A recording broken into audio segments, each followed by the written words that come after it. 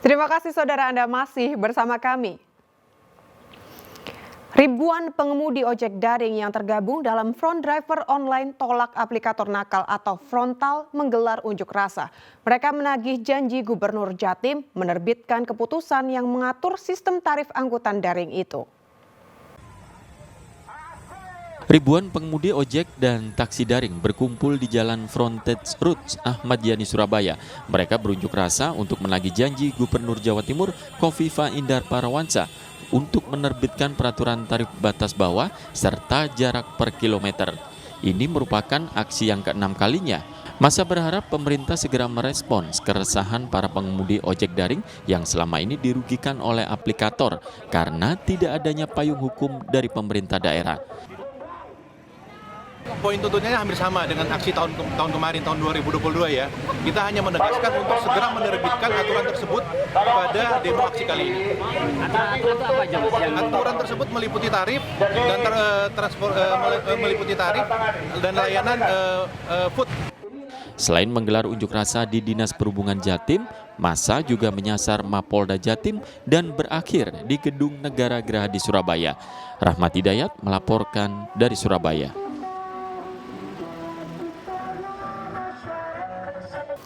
Saudara, lahan tanaman jati dan semak belukar di Madiun Kamis siang terbakar.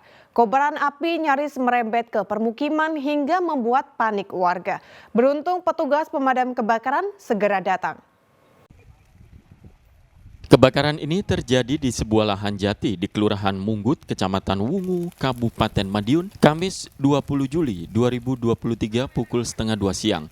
Kencangnya hembusan angin dan teriknya sinar matahari membuat api dengan cepat membesar hingga nyaris merembet ke permukiman. Warga yang tinggal di perumahan Royal Permata Regency panik dan keluar rumah. Beruntung satu unit mobil pemadam kebakaran segera tiba dan langsung memadamkan api. Bahayanya karena tepat di belakangnya itu ada pemukiman, Pak. Jadinya kita harus memadamkannya. Kesulitannya apa tadi, Mas? Mungkin akses untuk masuk ke area ini mungkin karena sampingnya tertutup sama tembok-tembok. Menyala, api sudah membesar begitu. Terus membakar alang-alang ini, Pak ya? Iya, membakar lahan ini. Terus mengancam apa saja tadi, Pak? Ya, ini masalahnya dekat pemukiman, perumahan. Saya takutnya tadi nanti ke rumah itu, Pak, perumahan itu, Pak. Hingga kini belum diketahui pasti penyebab kebakaran. Warga menduga api berasal dari puntung rokok yang dibuang di semak belukar yang kering. Dirgo Suyono melaporkan dari Madiun. Saudara, 2 gudang mebel di Kota Pasuruan terbakar. 6 unit mobil pemadam kebakaran dikerahkan untuk menjinakkan api. Akibat kebakaran, pemilik gudang mengalami kerugian hingga ratusan juta rupiah. 2 gudang kayu dan mebel di Kampung Begoro Gading, Rejo Pasuruan terbakar hebat hingga membuat warga sekitar panik karena lokasinya berdekatan dengan permukiman. Petugas pemadam kebakaran berjibaku memadamkan api yang terus membesar. Kedua gudang yang terbakar ini milik Sakur dan Ansori yang berdiri bersebelahan. Gudang milik Ansori menyimpan mebel jadi dan produksi, sedangkan gudang milik Sakur hanya menyimpan bahan mentah dan penggergajian. Menurut Sakur, api berasal dari gudang sebelahnya yang merembet dengan cepat ke tempatnya akibat tiupan angin. Api diduga berasal dari tumpukan serbuk kayu yang terbakar. Ya, awalnya kecil, banyak angin itu. Langsung membesar itu dari gudang timur. Nggak tahunya ini kok sampai merambat ke barat. Itu gudang mertua saya, abah saya. Habis mesin beko 2 penggajian. Apa? Oh, mesin beko 2? Ya, mesin beko 2. Udah habis semua. Oh, ini berarti 2 gudang, Pak? 2 gudang. Sejumlah warga berusaha memadamkan dengan peralatan sederhana sebelum petugas PMK datang, namun karena barang di dalam gudang mudah terbakar dan kencangnya hembusan angin membuat api semakin membesar. Kira kan ini gudang libur kan, tertutup kan. Nah, tahu-tahu sudah api agak gede, dibuka gudangnya itu pintunya sudah membesar, tapi diantisipasi sama manual disiram nggak ngatasi. Akhirnya keburu angin bener-bener. Ya udah wis kita hubungin pemadam kebakaran. Nah, seperti ini jadinya nggak ngatasi. Api baru bisa dipadamkan setelah 6 unit mobil pemadam milik pemerintah kota dan Kabupaten Pasuruan serta milik swasta dikerahkan. Tak ada korban jiwa dalam insiden itu. Namun pemilik gudang ditaksir mengalami kerugian hingga ratusan juta rupiah. Dadi Argafur melaporkan dari Pasuruan. Warga sebuah kampung di Jember diresahkan dengan monyet liar yang menyatroni permukiman mereka seminggu terakhir. Tak hanya masuk ke dalam rumah untuk mencari makanan, monyet juga menggigit 3 warga hingga harus mendapatkan perawatan medis. Dalam seminggu terakhir, warga desa Subo, kecamatan Pakusari, Jember diresahkan dengan seekor monyet liar yang menyatroni permukiman mereka. Belum jelas asal-usulnya, primata berukuran besar itu kerap dijumpai di sekitar halaman maupun pekarangan warga. Beberapa kali monyet yang diduga berjenis ekor panjang itu masuk ke dalam rumah untuk mencari makanan. Keberadaan monyet meresahkan sebab juga menyerang warga. Dalam sepekan, 3 warga terluka akibat digigit dan dicakar primata itu. Ketiganya adalah Jenny 85 tahun, Rais 65 tahun, dan Haikal 7 tahun. Haikal bahkan harus mendapatkan 28 jahitan akibat luka di pantatnya saat memergoki monyet liar berada di ruang tamu rumah. Tim dari BKSDA dan aktivis satwa sendiri sudah mendatangi kampung ini dan mencari monyet itu, namun belum membuahkan hasil. Kan moro-moro masuk mas, ada di dalam sini, di dalam rumah ya. Lah anaknya ke dalam, masuk tiduran lihat HP. Terus tidak tahunya di belakangnya ada kera, noleh, langsung lari keluar. Ya akhirnya kan sama-sama takut mas. Akhirnya nyampe di luar jatuh, ketimpa monyetnya. Dia digigit ya. Terkena digigit oleh kera, maka tindakan kami dari pemerintah desa itu langsung melaporkan kepada pihak keamanan untuk membantu. Hal ini baik dari TNI, Polri, dari Polsek maupun Koramil, dan juga sudah melibatkan dari BKSDA. Kemarin juga sudah sempat terjun untuk melakukan pencarian dari kerainya tersebut, kan tapi hasilnya masih nihil. Mengantisipasi monyet agar tidak kembali menyerang, warga terus meningkatkan kewaspadaannya dan berupaya mencari sendiri monyet liar tersebut. Tommy Iskandar melaporkan dari Jember.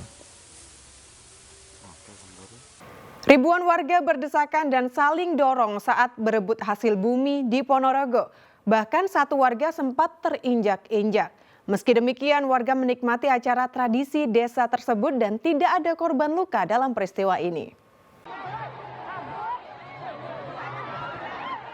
Sesampainya di Telaga Ngebel yang berada di Desa Ngebel, Kecamatan Ngebel, Kabupaten Ponorogo, 3 tumpeng berisi hasil bumi langsung diserbu warga. Tidak hanya anak-anak, orang dewasa juga saling berebut mendapatkan isi tumpeng, terutama buah durian. Mereka saling dorong dan berdesakan, bahkan ada yang terjatuh dan terinjak-injak. Meski demikian, warga mengaku senang, apalagi bisa mendapatkan isi tumpeng tersebut. Mereka meyakini jika mendapatkan salah satu dari isi tumpeng akan mendatangkan keberkahan. Rebutan mbak, ini mencari berkah, berkah tahun ini semua cita-cita terkabul. Sebelumnya 4 tumpeng, 3 diantaranya berisi hasil bumi diarak keliling telaga menggunakan kendaraan roda 4. 1 tumpeng agung berisi nasi dari beras merah dilarung ke tengah telaga menggunakan rakit. Kirap tumpeng dan larung sesaji tradisi leluhur warga Desa Ngebel ini digelar menyambut Tahun Baru Islam 1445 Hijriah. Implementasikan dengan cara doa yang teatrikal, doa dengan simbol-simbol, maka diberangkatkan juga ada sholawatan, ada tari-tarian. Ini tradisi yang luar biasa, harus kita hidupkan, kita uri-uri, memaknai betapa bersyukurnya kita kepada Allah SWT.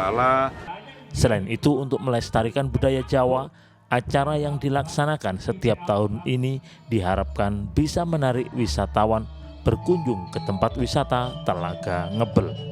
Dirgo Suyono melaporkan dari Ponorogo. Kelezatan lontong kikil Cakman kini makin digemari masyarakat. Tak hanya warga biasa, warung yang tempatnya sederhana tersebut menjadi langganan pejabat dan artis ibu kota. Kelezatan lontong kikil dan gurihnya kaldu kuah membuatnya banyak direkomendasikan sebagai tujuan wisata kuliner di Kota Malang.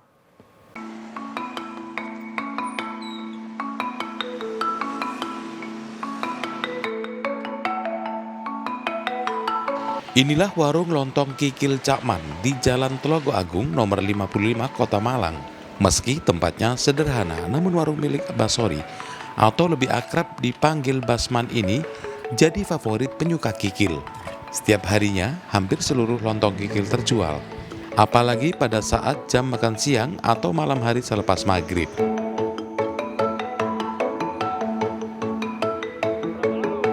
Pelanggannya ada yang makan di tempat, dibawa pulang atau pesanan melalui daring. Lontong kikil Cakman disajikan berupa potongan kikil kecil yang empuk dan lontong diberi kuah.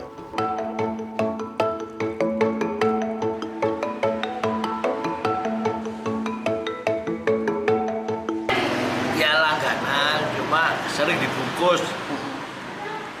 Kenapa Pak? Sering kesini? Enak atau? Selain enak, main kesukaan saya sop kikil.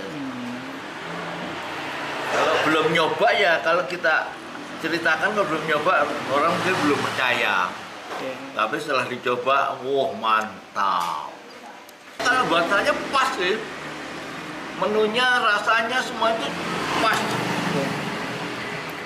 Jadi ya memang kalau lagi cuaca dingin gini memang enak sop kikil hangat-hangat. Makanya ini tadi saya buru-buru, takut kalau cuacanya makin dingin, jadi ini pas ini. Ya. Alhamdulillah. Cita rasa lontong kikil yang hangat, nikmat ditambah dengan tekstur kikilnya yang empuk, disiram kuah kaldu yang gurih, menjadikan kuliner tradisional ini banyak diminati.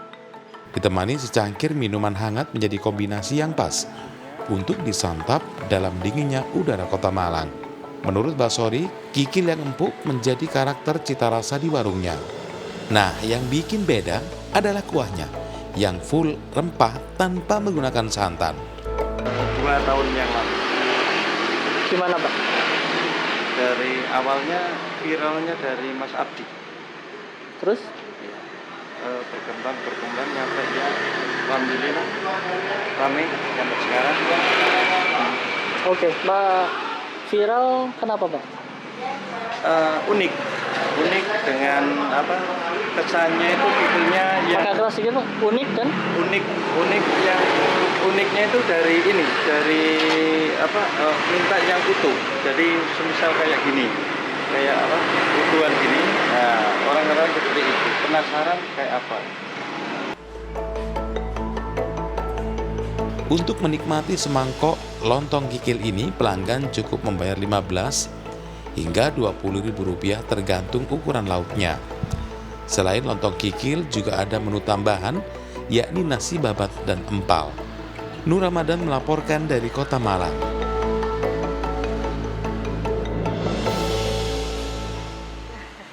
Ya, saudara, informasi tadi sekaligus menjadi akhir perjumpaan kita dalam liputan 6 daerah Jawa Timur kali ini.